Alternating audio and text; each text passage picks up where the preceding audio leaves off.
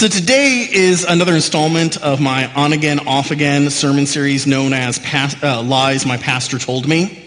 Today we're concentrating on the mustard seed. Okay, now most of you have heard the mustard seed thing before, right? If you've been around Christianity long enough, you've heard the normal, everyday, practical mustard seed sermon about having a mighty faith like a giant tree that grows from the smallest of seeds, right? You all heard that sermon before? Problem is the sermon, when you bring in biology and reality, doesn't make a lot of sense. What do I mean? Well, first of all, tiniest seed. Let's start there. Who here has ever grabbed a mustard seed from your spice cabinet? Raise your hand. Okay? They're small. How many of you all ever had an everything bagel? Poppy seeds are smaller. Both would have been native to the area. Everyone knows that it being the smallest seed is not a literal thing. Second of all, you might think a mustard seed is this giant, powerful tree. No, the highest genus of mustard seeds actually grow to be about 8 feet tall. I'm about 6 feet tall, and I got 2 more feet here because I'm standing on the risers, so about my height. I don't know about you, there are lots of trees mightier than sort of a weird, scraggly tree that's 8 feet tall. See, Jesus is making a joke. A joke we don't get because we don't live in a place that grows mustard plants very well because they like arid environments. Okay? So we don't grow them here in Pennsylvania. But you know what we do grow that's very similar to mustard seeds? Dandelions. But see, here's the thing. This is what everyone back then would have understood about mustard seeds. If you get a mustard tree in your yard, you are in a world of hurt. Why? Because if you let it go one season, they drop 20,000 odd seeds everywhere. And all of those will become new, wonderful little mustard trees if you do nothing about it. Now, if you're smart enough and you're like, oh, I know what you are, and you cut that sucker down, you're like, ha ha, I won. But you forget to rip it out. You have shoots that go out immediately upon it being cut down, and then you have 20 or 30 more new mustard trees in a nice little circle around where the one mustard tree used to be. And by the way, it's one of those trees, you cut it down, and by the end of the season, you have a new one just growing right out of the stump. They were a pest. Every gardener, every farmer hated those suckers in the ancient world. And yes, you could make mustard with them, just like in dandelions. You can make dandelion wine. Dandelions are actually relatively healthy. You can eat the leaves, and a whole bunch of stuff there you can do. But similar thing. And so in our world, when Jesus is talking about have a faith like a mustard seed, we should look at it as a dandelion. And you know, it's actually a really, really good analogy when you look at it that way. See, faith isn't about having a giant, massive, huge tree, but rather about 1,000,000 small flowers. Because I know something about every one of you, even if I don't know your name, and that is if you own any piece of property or rent any piece of property in which there's an outside area with grass, right now, at this moment, I don't care what country of the world it might be in, if you wander out there and you look close enough, you know what you're going to find there? Dandelion. One of the few plants to be found on all the continents of the world. You may say to yourself, nothing grows in Antarctica. And I'm going to say, back in 2020, a group of scientists arrived in Antarctica on the absolute tip up near Argentina. You know, I'm talking about that part that goes out, right? And you know what they found there? Thank you, global warming. A dandelion. How did it get there? Flew through the air, stuck to someone's shoe? Who knows? But they're the most successful plant in the world. And all of you who've ever dealt with it know that you can pull that sucker out, you can try to clip them off, you can try to round them up, you can do whatever you want to them, and as quickly as you kill them, 20 more spring up somewhere else in your yard. And that is the faith that God is talking about today. It's not a faith that looks like a skyscraper. It's a faith that looks like a community of mercy, of love, of justice, of helping your neighbor, of all these things that we speak of. That is unbeatable because it just keeps coming back. See, he calls us to have faith like dandelions. Faith where strength is not rigidity, but resilience. Faith that gets up and goes time and time again. And maybe asking yourself, okay, I get it. That's sort of cute, Pastor. But what in the world, what's the difference? How does this really matter? Well, I think it really matters because I think we have for too long looked at faith as a giant, strong oak tree or sequoia. And that has led us to some really peculiar things, both as individuals and as communities. So let's start on the individual level. So those of you who were alive in the 1990s, we're going to go time travel back. Okay, all the way back to the 1990s. And back in the 1990s, you all might have heard of a woman by the name of Madonna. Who here's heard of Madonna? Talking about the singer, not the Virgin Mary. Sorry, former Catholics. Okay, Madonna, the singer, had gone through, of course, she had been the Material Girl and all that back in the 80s, and all of a sudden has gone through a spiritual awakening. And you remember this? This one, there was the weird video that was all like green and black, and there was like a never-ending like dress or something in it. Y'all remember this? And so she gets taken on all these talk shows, and everyone's interviewing her about her new deep-found spirituality. I got nothing against Madonna. She's a brilliant businesswoman. She's an amazing artist. She created awesome music.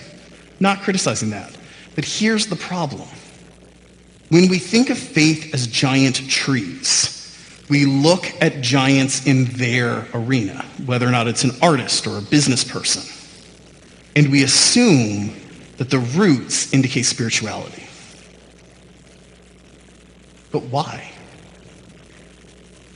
Like, I don't know Madonna. Maybe she's a deeply spiritual person, but I don't know her, and I bet none of you are personal friends with her either. And so why is it, did she go on all the talk shows and talk about her deep new spiritual enlightenment? More importantly, why did we all listen? And yet you can do this over and over and over again. Tim Tebow is another great example. The guy is a good quarterback, right?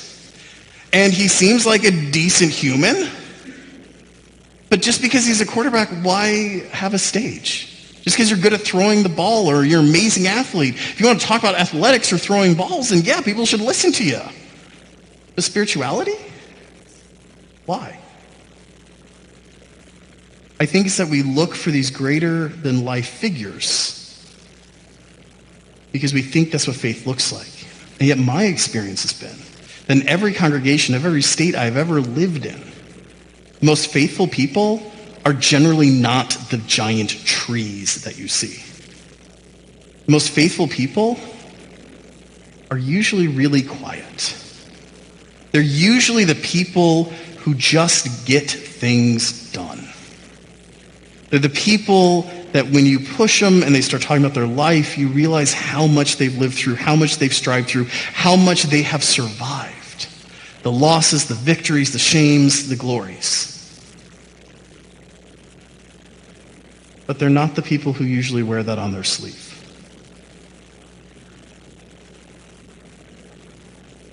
Because dandelions don't win by being the biggest, the strongest, the flashiest. There are flowers more pretty and trees much taller. They survive because if you ever try to get a taproot out of one of those suckers, you just keep digging and digging and digging, right? It's because they have good roots. That's how it leads us astray as individuals. I think it can lead astray whole communities. I mean, think about it. One of my personal stories I love to tell about this is when I was in college, I was a political science major, and I go to Washington, D.C. with an internship, and I'm an intern in D.C., and I'm doing my thing, but I'm a faithful Episcopalian at that point, and the Episcopalians built this huge thing called the National Cathedral. Who here has ever been to D.C. and seen the National Cathedral? I mean, it's an amazing, spectacular thing, right? And so I decided, it will be awesome. As an Episcopalian, I'm going to go to the biggest, largest, most ornate church of the Episcopal Church, and I'm going to have this amazing worship experience. And so I show up on a Sunday. And I open the doors in the back, and there's a greeter there. And he says, "Oh, you're here for service?" I say, "Absolutely." He says, "Here's your bulletin." And I look forward and I see nothing in front of me but a giant empty building. And I say, "Where am I supposed to sit? Because I'm really scared now. I'm going to be standing for an entire service." And he goes, "Oh no, if you just keep walking, you'll find some chairs." So I walked, and I walked, and I walked. And there were about 20 to 40 chairs. at the front of this giant cathedral that takes up multiple city blocks. Think Notre Dame. And we sat and we had a perfectly good service with a perfectly good sermon. And afterwards, because I was a very faithful person, I go up to the priest afterwards. I say, hey, I'm only here for a semester or so because, I'm doing this intern thing, but I'd love to get involved. So what do you guys do in your community? And he turns to me with sort of a confused look on his face, and he says, well, we have service next week at the same time. You're welcome.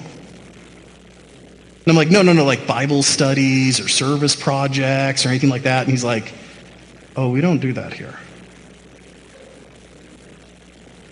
Now, there's nothing wrong with a community of 40 people. I've led communities of 40 people. You can do a lot of good in your community, regardless of size.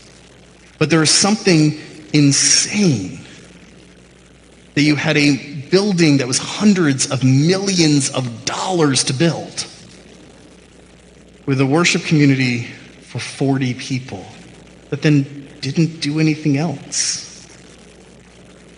Didn't go out into the community. Didn't educate folks, didn't help the poor or clothe the naked or fight for justice. Didn't do any of the rest of the stuff, it says in the Bible to do. They just came, they worshiped, and left. Hundreds of millions of dollars. Imagine how many people you could feed with that. Imagine how many people you could have clothed with that. Imagine how many people you could have educated with that. It's not like DC is without need or without poverty or without injustice, right? A city of 700,000 people, many of which are poor, struggling. Imagine what could have been done. But we built a giant building. Yippee. And I think that comes because when we look at faith as this giant, massive structure, this giant, massive tree, it leads us astray to try to build skyscrapers for Christ rather than doing what he said. Which is when you find that precious thing, when you find that child of God in need, you help them, that pearl, that treasure, that person. Nothing wrong with big churches as long as you're doing something with them. But building for the purpose of building isn't what Christians are called to do. That's not why we're here. As you go out this week, take a few minutes in your prayer life, and if you don't have one, get one. I really highly recommend it. And ask yourself a question. Has the interpretation or lie your pastor told you about a giant mustard seed misled you how to look when it comes to spirituality, when it comes to your call by God, when it comes to your call as a Christian community? And how would it look different if you realize what God is calling you to be is a dandelion, not a sequoia?